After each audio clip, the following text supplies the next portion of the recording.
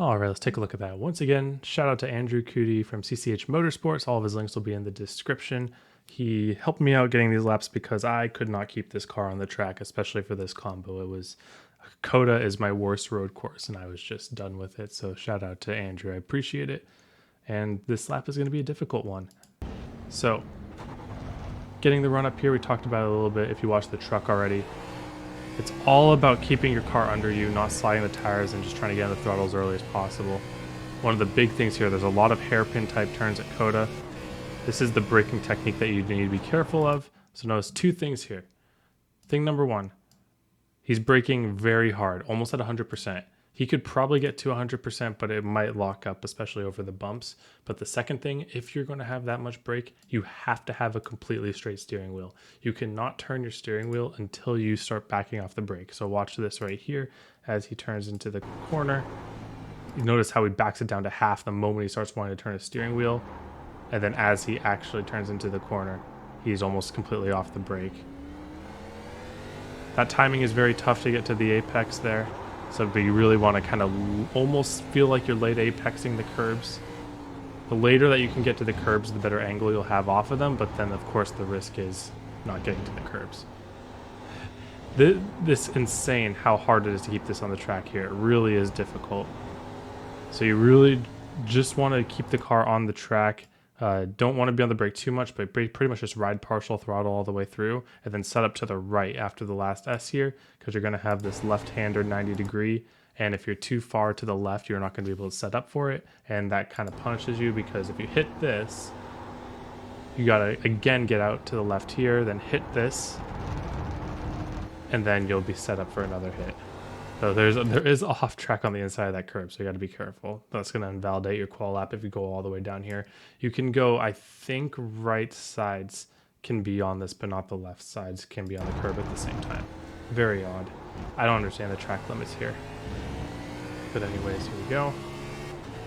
You can cut that curb pretty easily, but that it's a pretty sketchy exit there when you do that. And then I like to start braking around where the curb starts, maybe a little bit before, but again, notice how we're pretty much doing a hairpin, so same braking technique, straight wheel, 80 to 90%. Get through the gears. Going to be some wheel spin here, especially notice here a little bit of wheel as he's trying to get down into first, and that's always going to make the car a little bit upset, but as long as you're slow enough, it should be okay. And then don't smash the throttle. Get back to 50 to 60%. Let the car get straight, and then you can start smashing to 100.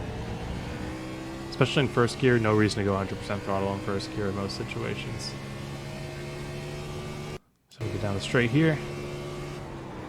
Again, same braking technique. A little conservative. I think he underdid a bit, but he's able to get that cut in here, get the good apex, get a good angle. Those three hairpins all really have the same technique. One is uphill, two are downhill, so it kind of changes your braking points a little bit. So as we get through here, first gear all the way through if you're able to get there. So second gear, a lot of wheel spin as you get into first. So you might want to be a little conservative on this. But the first gear really helps you turn the car. Again, very easy to get the off track there. So you try not to cut that too much. And then again, you set up way wide, cut down there. So this curb right here, you can cut quite a bit, I've noticed. For whatever reason, you can take a lot of this and not get an off track. Whereas you saw in the last one, we got an off track and that would invalidate your qual lap. But this one, you can cut that pretty well. I don't know why. I just don't understand the track limits here, man. And again, partial throttle. He gets into third to keep it from sliding too much.